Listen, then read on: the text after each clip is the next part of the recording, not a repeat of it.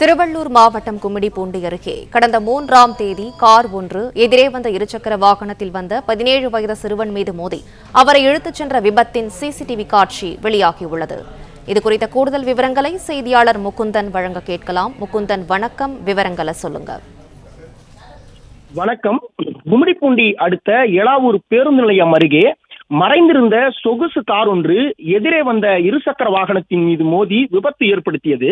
இந்த விபத்தில் இருசக்கர வாகனத்தில் வந்த நபரை சுமார் 20 அடி தூரம் இழுத்து செல்லும் வீடியோ ஒன்று இணையத்தில் வைரலாகி பெரும் பரபரப்பை ஏற்படுத்தியிருக்கிறது. இருசக்கர வாகனத்தில் வரும் நபரை அங்கு மறைந்திருந்த கார் ஒன்று இடித்து சிறிது தூரம் இழுத்து செல்வது போல காட்சிகள் அதில் பதிவாகியிருக்கிறது. இதில் அதிர்ஷ்டவசமாக விபத்தில் சிக்கியவர் காயங்களுடன் உயிர் தப்பியிருக்கிறார். மேலும் இது தொடர்பாக எலாவூர் கிராமத்தைச் சேர்ந்த 11ஆம் வகுப்பு படிக்கும் மாணவனின் தாய் பூங்கொடி ஆரம்பாக்கம் காவல் நிலையத்தில் புகார் ஒன்றை தெரிவித்திருந்தார்.